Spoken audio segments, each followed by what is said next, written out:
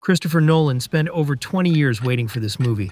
Before becoming one of the most powerful directors in Hollywood, he was on the verge of directing Troy, but Warner snatched the project right out of his hands. That defeat haunted him for decades, and the worst part is that Troy ended up turning into a cursed production, one that began to stalk him without mercy. The Odyssey cost $250 million and weathered international controversies, disputed territories, customs issues, and a cultural storm spearheaded by Elon Musk himself. No, this wasn't just another movie. It was the journey Nolan had waited for his entire life, and also the one that almost sank him before he could reach Ithaca. In this story, actors, studios, and even a billionaire like Elon Musk will appear giving their opinion on a movie before its release. But the absolute hero is Christopher Nolan. Today, he is one of the most important directors in the world, capable of turning complex stories into box office hits. At the same time, he remains a defender of the cinematic experience, even though Hollywood seems to have abandoned it at the hands of streaming platforms. However, in the early 2000s, he was barely a promise. After drawing attention with following and surprising thanks to Memento,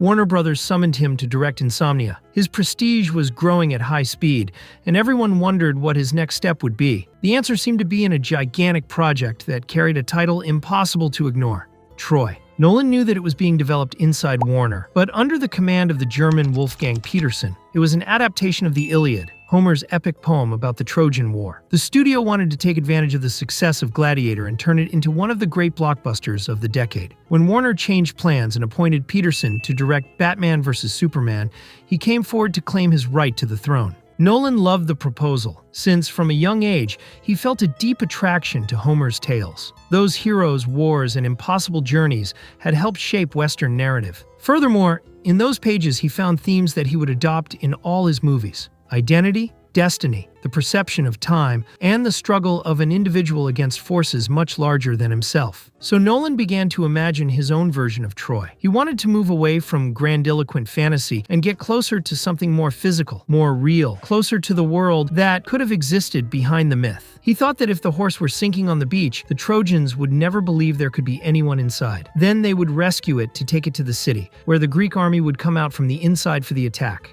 With that first idea in mind, Nolan was ready to dive into the film that would change his life. But Warner stopped him. The executives explained to him that the production of Batman vs. Superman had been canceled and Petersen was claiming Troy. They had to accept since it was in the contract. And besides, the director had given them hits like The Perfect Storm. Nolan was devastated. The most important opportunity of his career disappeared from one day to the next. He accepted the decision with professionalism, but he couldn't forget that movie. For years, Homer's Greece would continue to haunt his imagination. And the most curious thing is that Troy, the movie he lost, was about to become one of the most problematic productions in Hollywood. Once it returned to Petersen's hands, Troy seemed destined to become the great Hollywood epic. Warner assembled a star-studded cast led by Brad Pitt, Orlando Bloom, and Peter O'Toole, and allocated a budget of $175 million, a gigantic figure at that time. It aimed to surpass even the phenomenon of Gladiator, but everything went terribly wrong. The problems began as soon as they started filming. The production planned to film in Morocco, but the Iraq War forced them to move a large part of the project to Mexico. There, the difficulties continued. The high temperatures exhausted the extras, and Hurricane Marty destroyed entire sets, forcing them to be rebuilt and skyrocketing the costs to $185 million.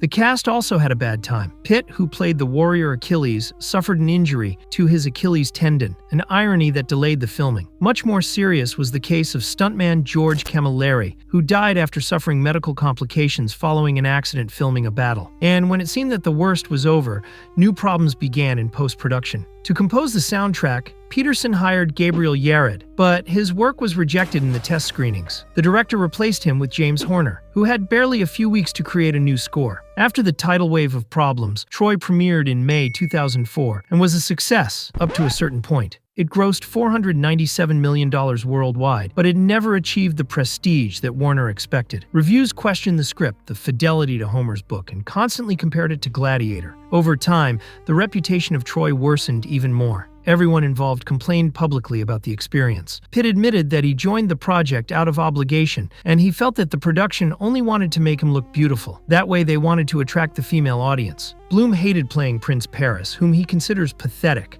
Diane Kruger, who played Helen of Troy, revealed that they treated her as if she were a piece of meat and said that O'Toole showed up in bad shape. In turn, the actor called Peterson a clown, and regarding the director, he admitted that everything was a nightmare. In the end, Troy ended up becoming a bad experience, and a warning for Nolan when he undertook the Odyssey. While Troy accumulated problems, Nolan undertook a very different journey. As compensation for having lost that blockbuster, Warner offered him to direct a new version of Batman. The young director accepted the challenge, and this time no one removed him from the project. The result was Batman Begins, which was a great success, revitalized superhero cinema, and started the Dark Knight trilogy. From then on, Nolan's career didn't stop growing. With each movie, he was gaining prestige, creative freedom, and power within Hollywood. His stories challenged the audience without renouncing the spectacle, and his name ended up becoming a brand capable of attracting an audience on its own. He also proved that Hollywood could still be more than just empty franchises and preserved the importance of cinema as an event, especially when the COVID-19 pandemic took the experience of watching movies away from home to the brink of extinction. Sometime later, the Oscars for Best Picture and Director for Oppenheimer catapulted him definitively to the Mount Olympus of the seventh art. He could make whatever movie he wanted, count on whatever stars he fancied, and nevertheless, he kept feeling that he was missing something. He sought a new challenge, but he wanted to get away from laboratories, modern cities, and 20th century conflicts. He sought to immerse himself in an adventure of a mythical, physical, and visual scale. Nolan could never forget Troy,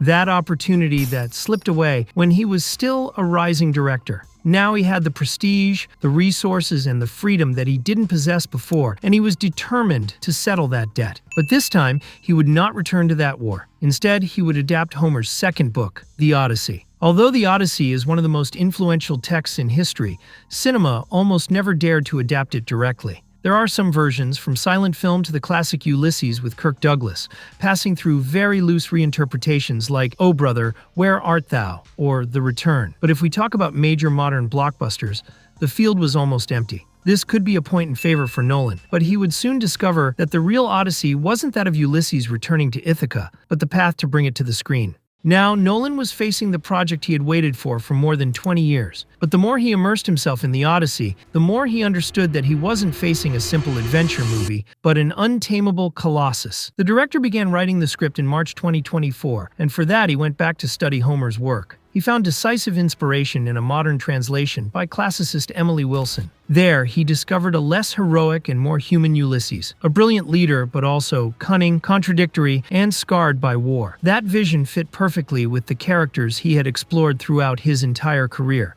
While writing, Nolan discovered that for 20 years, he had been telling stories with the same structure. Men who make personal sacrifices for a greater cause, or who try to return to their families. In a way, he had spent decades orbiting around the Odyssey without realizing it, as if he were destined to film it. This version would begin at the Trojan War, but would focus on Ulysses' return journey to Ithaca, which stretches over 10 years. At the same time, it shows his family dealing with the weight and the possibility that he may never return. Once the first draft was ready, Nolan met with his most loyal collaborators, starting with director of photography Hoyte van Hoytema, costume designer Ellen Meroynik, and composer Ludwig Göransson. He explained to them that he wasn't looking for a perfect historical reconstruction or a fantasy overflowing with digital effects. He wanted something he had always pursued in his filmography, the reality hidden behind the myth. And then an inevitable question arose: how to capture the fantastic elements that Homer describes. Nolan decided that they would be approached from a hyper-realistic and subjective focus. With Ulysses being a soldier with post-traumatic stress, his encounters with mythological beings would be distorted versions of reality.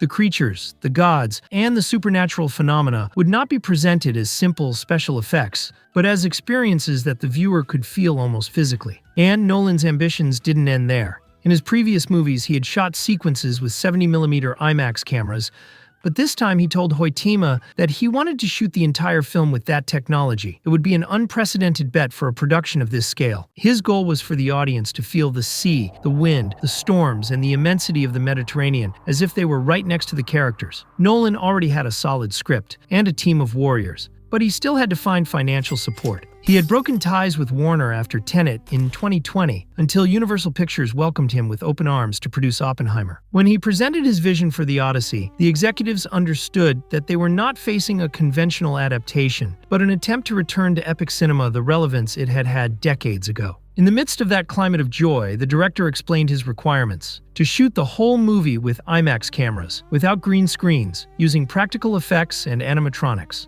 The executives swallowed hard. The proposal would be expensive, risky, and technically complex. But it also came from Nolan, one of the few filmmakers capable of turning such a bet into quite an event. Finally, Universal approved a budget of $250 million, the highest of the director's entire career. Nolan now had the resources, the freedom, and the backing he hadn't had when he lost Troy. The dream was in motion. But what if the dream turned into a nightmare? He remembered all the obstacles that production had gone through. What if he and his team ran into the same bad luck? He was an experienced filmmaker and was always prepared to solve production inconveniences, but what if this time preparation wasn't enough? Nolan pushed those thoughts away and focused on a key element of the Odyssey: the cast. And definitely, here the problems arose. When assembling the cast, Nolan combined two strategies he had used during his career: calling upon trusted collaborators and adding new faces that would bring energy to the project. He knew that the Odyssey would attract attention on its own, but he didn't imagine to what extent the casting would generate waves of hate. To play Ulysses, Nolan had a single name in mind: Matt Damon. After working together on Interstellar and Oppenheimer, the director was convinced that he possessed the exact mixture of intelligence, vulnerability, and physical wear that the character needed. Damon accepted immediately, and Nolan asked him for something specific. He wanted him thin but strong. He shouldn't look like an idealized hero like Pitt and Troy, nor a war machine, but a veteran marked by years of combat and suffering. For the role of Penelope, Ulysses' wife, Nolan also turned to a regular collaborator, Anne Hathaway. The actress valued her work with the director on The Dark Knight Rises and Interstellar, but when the director started talking to her about the project, she had her reservations. The Penelope of popular culture was too modest, and she wasn't interested in crying the whole movie. But when she read the script, she discovered that she was now a woman as strong and determined as her husband, forced to defend her family while the kingdom crumbles around her.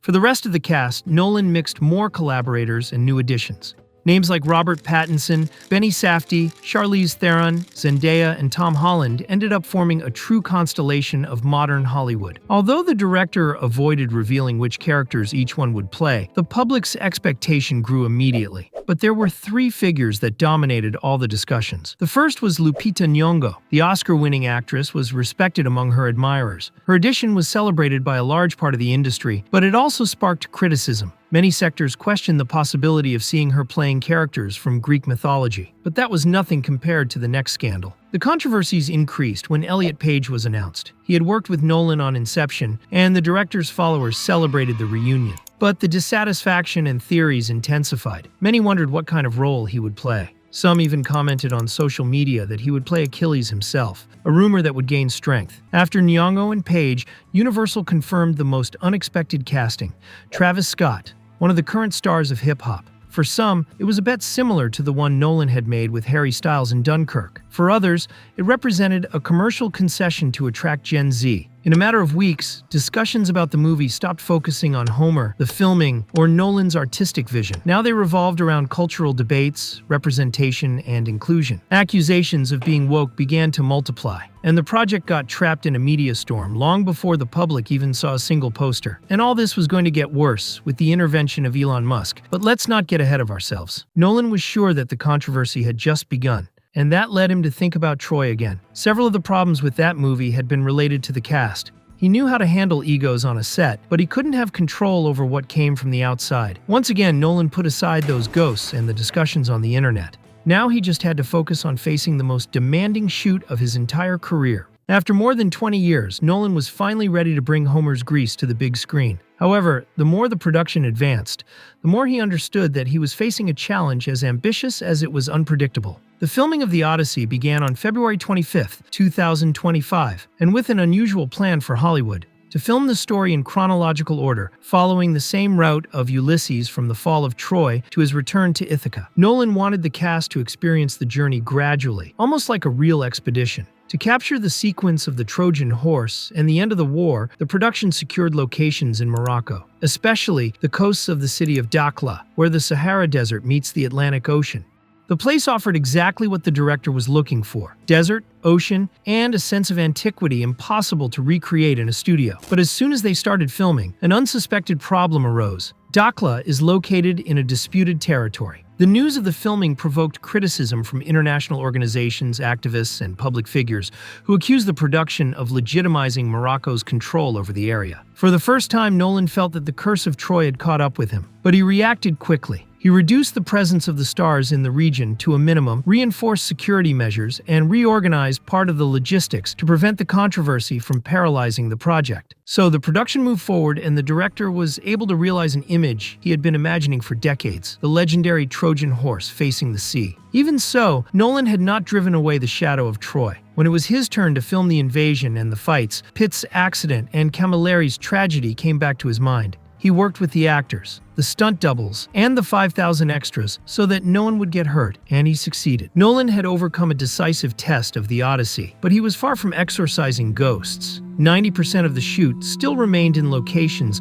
across Greece, Italy, Iceland, and Scotland. And the real challenge was not geographical, but creative. The filmmaker was determined to make a physical movie in an era dominated by CGI. To begin with, Nolan had real boats built so that the actors could sail all over the Mediterranean, dodging real waves. He also had giant sets built. Only in this way would he make Ulysses' journey seem authentic, even when the story approached the territory of legend. But the team's real test was Polyphemus, the Cyclops, son of Poseidon, who traps the protagonist and his men. Nolan, for the first time, could have succumbed to the use of digital effects, but he stuck to realism. Together with his team, he resolved to combine two techniques that today seem archaic: animatronics and optical illusions. First, he had an anthropomorphic puppet built, 6 meters high and 6 meters wide. Each piece was detachable, so it was transported in parts to Nestor's cave in Greece. There they assembled the pieces with care, since it was an area of great archaeological and natural value. When the creature was ready, everyone was dazzled and terrified. During the tough filming of the Odyssey, Nolan was not the only one on the verge of a nervous breakdown. Damon had to convey the physical and emotional exhaustion of a man trapped for years away from his home, and that was reflected in the real experience of the production. Sailing for real, moving in real sets, and interacting with a giant puppet helped make their performances more believable. Unlike what happened in Troy, Nolan continued to prove that he knew how to lead gigantic productions without losing control. Even so, not even he could control everything, and soon a storm of problems loomed. Nolan was determined to film the Odyssey in the most immersive way possible, even if that meant pushing technology to the limit. But every advance brought new problems. The 70mm IMAX cameras offered extraordinary visual quality, although they also generated a deafening noise that made the actors' work difficult. Damon ended up admitting that during the filming of a close-up, he felt like he had a blender in his face. Seeing that it was complicating the cast, the director spoke with Hoytema, and both turned directly to IMAX. The company developed a special system to muffle the sound, so that it wouldn't cover up the dialogues. Technical issue solved? Not yet. The IMAX cameras were so big that the actors couldn't see around them. Nolan also made sure that IMAX solved that. Within a few days, the director and Hoytema had a system of mirrors that allowed the actors to look each other in the eye. Nolan was paying attention to every detail and setback, but there was one he couldn't control, and it almost destroyed the Odyssey, and even his reputation. Unlike most current productions, the Odyssey was being shot on 70mm film. That meant that the negatives had to travel constantly from different parts of the world to specialized laboratories in the United States. For months, the system worked without inconveniences, until the director and his team wanted to send material from Scotland. A few hours after the production dispatched the material, Nolan received an urgent call. It was a production assistant who, with a trembling voice, recounted a desperate situation. The boxes that protected the film cans had been held by local customs, and the agents wanted to open everything. A movie shot with digital technology would not have had that problem, but for a production filmed on celluloid, it could be a catastrophe. If the negatives were exposed to light before developing,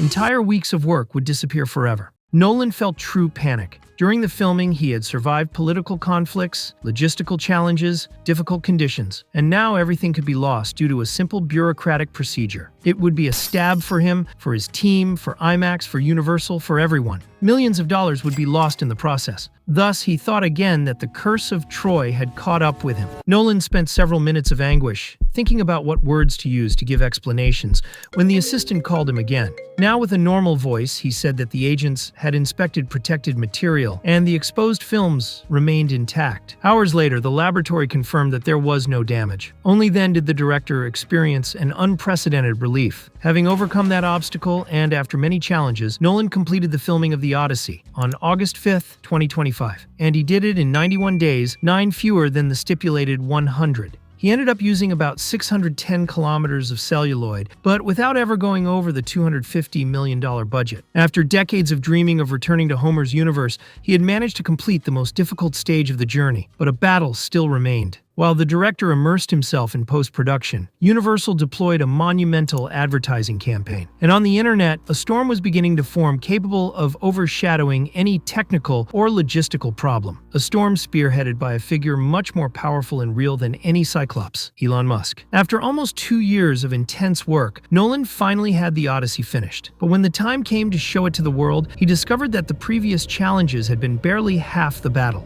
The first trailers sparked enthusiasm among the director's followers, but also an avalanche of criticism. Some questioned historical details of the wardrobe, the ships, and the armor, especially Agamemnon's. They pointed out that it looked like 3D printing plastic or directly Batman's suit. Others targeted the design of Polyphemus, the Cyclops built through practical effects, which quickly became the target of jokes and memes. The questioning also came from Greece. The newspaper Greek City Times published a letter addressed to the team and cast of the Odyssey. To begin with, it indicates that Greeks are not fragments of antiquity, to then question the lack of Hellenic representation. Furthermore, it was criticized that classic heroes spoke with marked American or English accents, including expressions like "daddy," unthinkable centuries ago. And in the appendix, the media outlet lists the cast and their origin, demonstrating that none of them were Greek. Despite the avalanche of comments, Nolan was not surprised. From the beginning, he had made it clear that he was not looking for an exact archaeological reconstruction, but a cinematic interpretation of the myth. When asked about the supposed inaccuracies, he replied that his priority was the dramatic force of the story, not the literal reproduction of every historical detail. Although Nolan was ready to put out any fire, the controversy increased due to the 3 actors who had always generated discomfort: Travis Scott, Elliot Page, and Lupita Nyong'o. In Scott's case, no one could understand what a rap star was doing in a serious-toned historical epic. With his characteristic calm, Nolan said that he chose him because he wanted to make a nod to the idea that this story has been transmitted as oral poetry, which he considers comparable to hip-hop.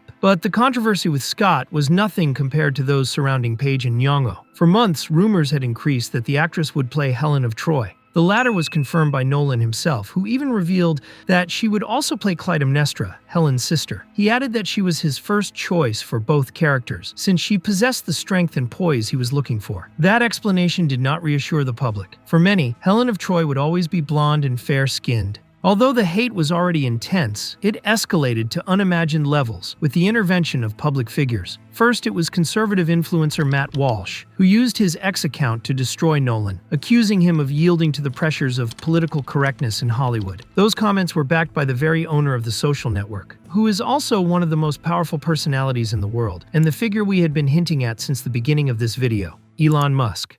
Without any remorse, Musk accused the film industry of clinging to the woke agenda, a term that encompasses a set of proposals focused on social justice, inclusion, feminism, environmentalism, and the defense of the rights of the LGBTQ+ community. Nowadays, it is already a meme that Hollywood goes overboard with these issues. But Elon Musk directly argued that Nolan was a coward who only complied with the studio's requirements to win awards. The tycoon also attacked Page. Although it became known that he would not play Achilles, but Elpenor, the youngest member of Ulysses' crew, he harshly questioned his masculinity. But Musk always returned to concentrate his attacks toward Nolan, to the point that he sentenced, "Chris Nolan is urinating on Homer's grave." Due to the horde of controversies, the Odyssey found itself trapped in a storm that transcended cinema. For weeks, the debates multiplied. The trailers received coordinated campaigns of rejection, and some media began to speculate with the possibility that Nolan was facing the first great failure of his career. And there were other issues. At the beginning of 2026, blockbusters were not grossing all that was expected, and franchises were not enough to fill theaters. The young audience continued turning to streaming platforms. Nolan was always aware that he divided the audience, but he felt that this whole situation overwhelmed him. The haters seemed to be the majority, and they were led by one of the most powerful men in the world. Finally, the hero had fallen before reaching his destination. He thought that he had not only been a victim of the curse of Troy, he had made an even more cursed movie. And then the story regained its epic nature. Hollywood and the artistic community closed ranks around the Odyssey. Figures like Whoopi Goldberg defended the choice of Nyong'o, recalled that she had been named by People magazine as the most beautiful woman in the world, and revalidated her acting qualities. They also destroyed the arguments of Walsh and Musk.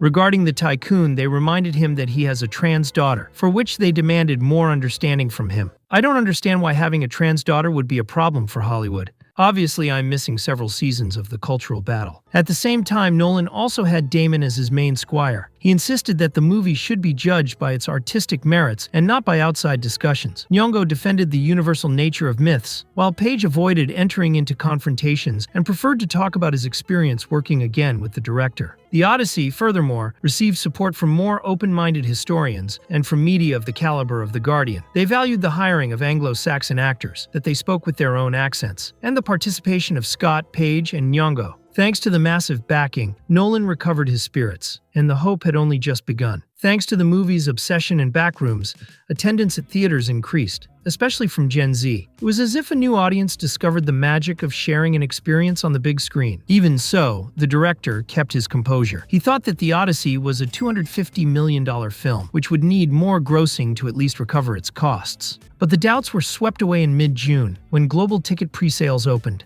In the United States alone, tickets for the exclusive IMAX screening sold out by 95% during the first hour. For the first time in a long time, it seemed that an original movie could become a great cinematic event. Nolan didn't want to think that he had defeated the ghost of Troy, but at least he could glimpse a promising horizon. For years, he had believed that his great challenge was to film The Odyssey. But the real challenge had been surviving the journey. Just like Ulysses, Nolan had to go through storms, monsters, and other adversities before approaching his destination. He finally managed to film his Greek epic, and now it only remains to discover if the audience decides to embark on this journey. Thanks for watching this video to the end. If you have already seen The Odyssey, we want to know your opinion about Nolan's vision in the comments. You have $106 in the bank. Your wife is pregnant, and you are so hungry that you make the hardest decision of your life.